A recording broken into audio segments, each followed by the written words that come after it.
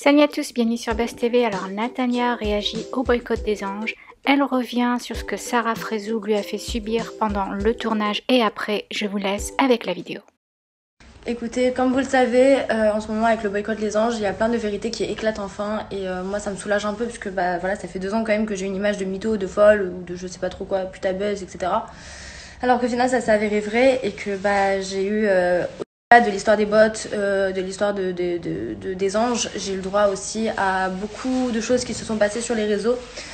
Et lorsque j'ai vu en fait Sarah Frézou dire que apparemment ça la pousserait au suicide, et j'aimerais juste lui rappeler quelque chose qu'elle a qui est très grave, punissable par la loi, et que je pense d'ailleurs que je vais aller déposer plainte pour ce qui s'est passé parce que ça a été très très grave.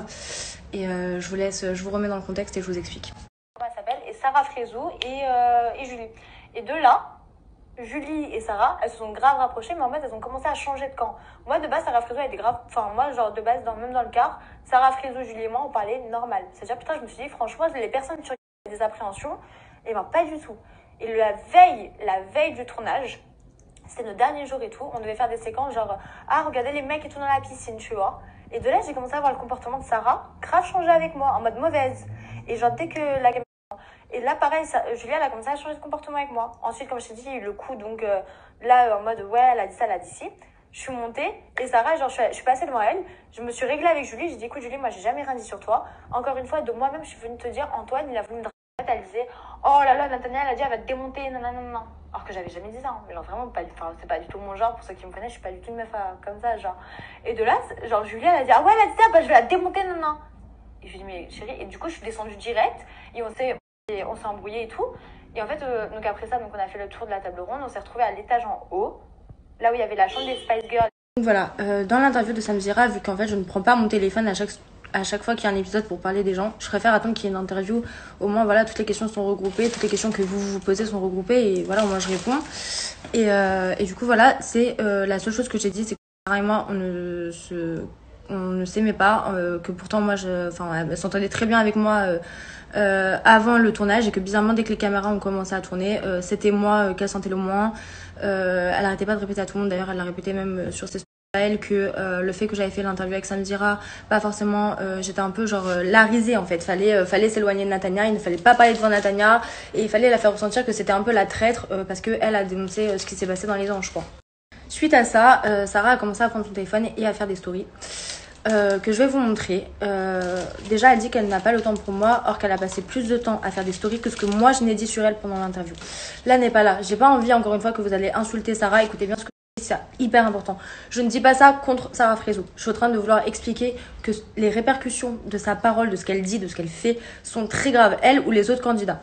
Elle a donc pris son téléphone, suite à laquelle elle a quand même cité que j'avais des problèmes psychologiques que je ne comprenais pas moi-même. Excusez-moi, j'ai ma cousine en face de moi. Je pense que je suis quelqu'un de très stable. Je suis stable. Oui. Merci. Je pense que je suis très stable. Voilà, je le dis même devant ma cousine. On a certes une famille instable. J'ai eu des événements dans ma vie qui ont été traumatisants.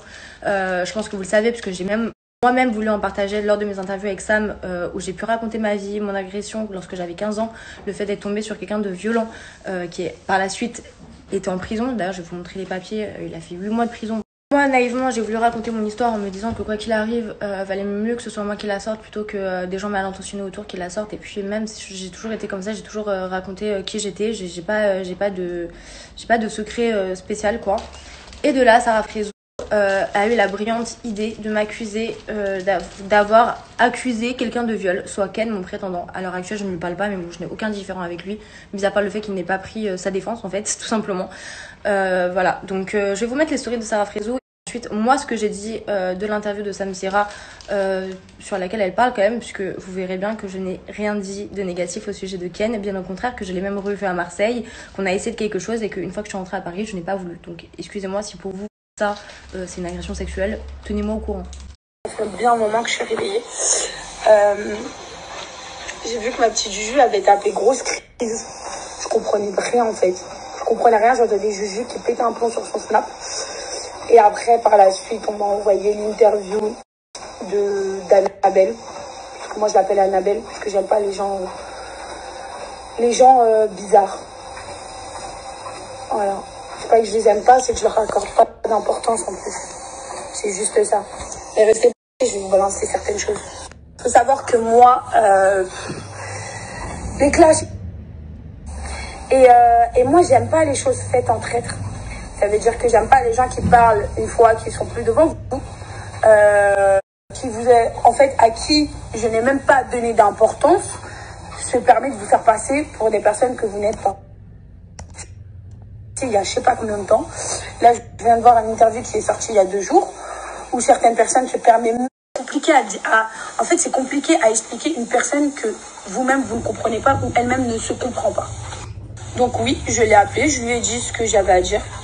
Parce que j'aime pas le mensonge. Le mensonge, c'est pas un truc qui est adhéré chez moi, c'est un truc qui me met hors de moi. Mais je prends même pas sur les nerfs, ça me fait tellement rire. Tellement rire. Parce qu'en fait, il y a certaines personnes, quand vous les calculez pas, quand elles ne font pas partie de vos amis, bah, ça les frustre, en fait. Ça les frustre de ouf. Vous vous entendez bien avec le reste du monde. Quand je dis le reste du monde, ça veut dire les restes des personnes qui avaient avec vous en tournage, et que elles, pas du tout, ça passe pas. Parce que je me rappelle même un jour, il y a eu un action vérité. On m'a dit qui est pour toi la personne la plus fausse de la villa. J'ai pas parlé de fausse. J'ai répondu, je dirais pas la plus fausse, mais la personne en qui je n'ai pas confiance et qui ne sera jamais mon amie. Et elle est partie en pleurant. Je suis désolée, je peux pas aimer tout le monde. Non. Je suis vraiment désolée, mais à un moment donné, directement à la personne avant de parler sur les réseaux sociaux parce que ça m'intéresse pas. Mais bon, je vais vous le mettre quand même parce que vu qu'elle a envie que ça tourne, il n'y a pas de problème, on va te faire tourner. On va faire tourner la vidéo. Mais bref. Donc voilà, elle a essayé de salir une certaine personne qui était son prétendant sur la villa. Je sais pas si vous regardez dans les épisodes, si vous avez le temps de vous remettre les épisodes, puisque la villa c'est terminé, ça fait un moment. Donc, mais bon, les gens ont envie de parler, il n'y a pas de problème. Donc, peu après, puisque moi, en même temps que Cassandra, vous n'êtes pas posé la question pourquoi? Parce que madame est complètement starbée, est partie inventer une histoire d'abus sexuel sur elle avec une personne qu'en fait elle a chauffé toute la soirée et elle lui a dit j'ai envie de toi.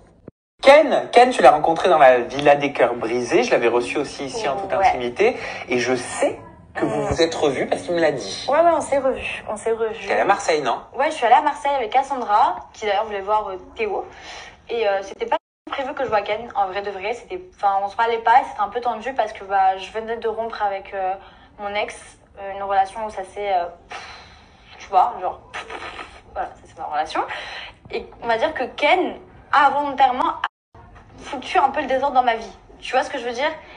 Donc malheureusement c'est pas contre lui que j'en veux, c'est que c'était un peu le problème et j'ai mis un peu la faute sur lui, tu vois. Et quand on s'est revu à Marseille, au début c'était un peu tendu. Après au final on a retrouvé la complicité qu'on avait. Ça s'est super bien passé. Ensuite il m'a fait une crise de jalousie en boîte de nuit alors que j'avais revu Romain des Anges. Alors que Romain des Anges c'était dans une aventure. Bloqué, sachant qu'on vient de se revoir, ça fait je sais pas combien de temps qu'on s'est... Et puis on s'est dit vas-y on va se revoir. Donc voilà, je vous ai pas annoncé, donc je vous ai vraiment tout mis dans l'ordre, donc les vidéos. À savoir que Sarah Frézou, pour ceux qui veulent revoir la vidéo, vous tapez Sarah et Natania sur YouTube, c'est comme ça que j'ai retrouvé. Et en gros, elle a balancé mon numéro sur les réseaux sociaux, donc je me suis fait harceler des milliers de fois. Elle m'a accusé d'avoir quand même accusé quelqu'un d'agression sexuelle alors que, il y avait Antoine dans la chambre. Pour le coup, il y avait Antoine dans la chambre et Cassandra, donc même si aujourd'hui Cassandra ne se parle pas, j'espère qu'elle va pas quand même inventer ça. Non, en fait, il était bourré. Lui, il a voulu justement qu'on couche ensemble, normal, c'est un mec bourré. C'est un mec, voilà, on était proches, voilà. Moi, j'ai voulu dormir dans le lit avec Cassandra, il a voulu se mettre dans le lit avec Cassandra avec moi.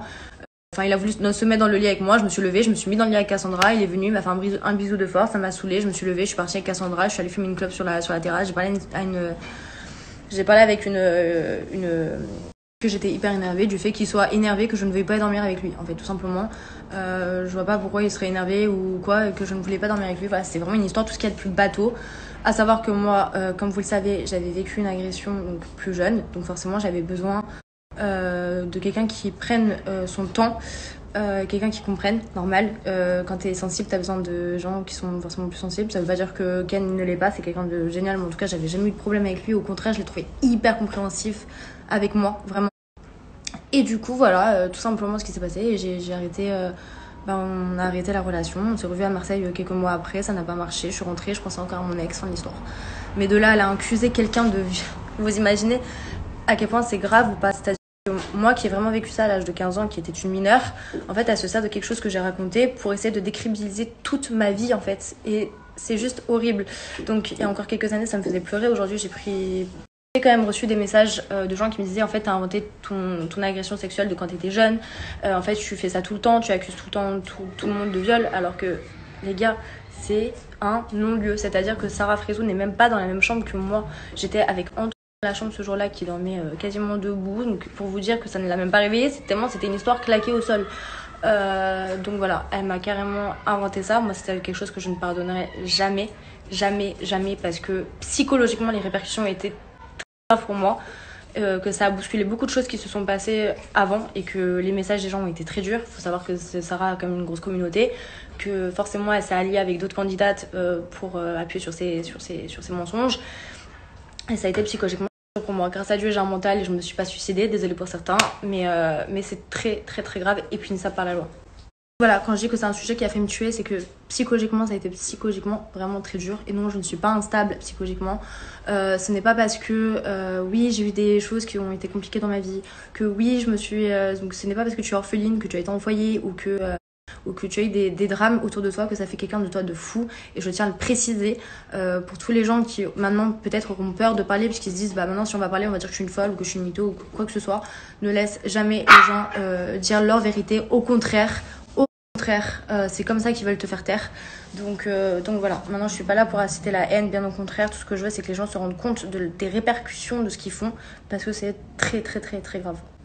Enfin bref, tout ce que je peux vous rappeler, je vous en supplie, vraiment je vous en supplie du fond du cœur, n'envoyez pas de messages de haine, vraiment, c'est hyper important. En fait le problème c'est que si on par la haine, eux ils vont pouvoir se victimiser et ils vont pouvoir s'en servir pour faire oublier en gros ce qu'ils font, alors que non, c'est pas des victimes. À un moment donné c'est l'arroseur arrosé, c'est tout. C'est triste mais c'est comme ça, et on peut pas se moquer des gens pour leur sensibilité. Et je souhaite vraiment à personne sur cette terre d'être moqué pour ton hypersensibilité, pour quoi que ce soit d'autre d'ailleurs, ou de te faire accuser de quoi que ce soit. Bref, voilà, je ne souhaite vraiment à personne ça, et je pense que toutes les personnes qui ont été victimes de ce genre de choses, soyez fortes, dénoncez, mais n'accusez pas, n'insultez pas, ne rabaissez pas. On ne guérit pas le mal par le mal, au contraire. Pour répondre à toutes les questions, puisque je vois déjà les trucs genre touche pas mon poste ou pas ce soir, au moins comme ça je vous le dis. Puisque c'est pas un sujet anodin, c'est quelque chose d'important. Moi j'en ai vraiment beaucoup souffert, je sais que les filles aussi en ont beaucoup souffert, vraiment. Moi ça fait 2 ans que j'en ai parlé à ce jour, sauf qu'à l'époque j'étais seule, donc je l'ai quand même fait. Aujourd'hui je me sens plus seule, il y a d'autres filles qui sont on est toutes ensemble en fait, on a toutes vécu le même acharnement, on a toutes été victimes de la même production, donc de la même production et de la même chaîne d'ailleurs. Et du coup je prends la décision de tout simplement pas, je ne veux pas aller toute seule sur un plateau. Voilà, j'ai décidé de rester avec les filles, et on va y aller ensemble. Donc si on doit y aller, on ira ensemble, et c'est tout. On sait que vous êtes là, que vous nous soutenez, donc c'est le plus important.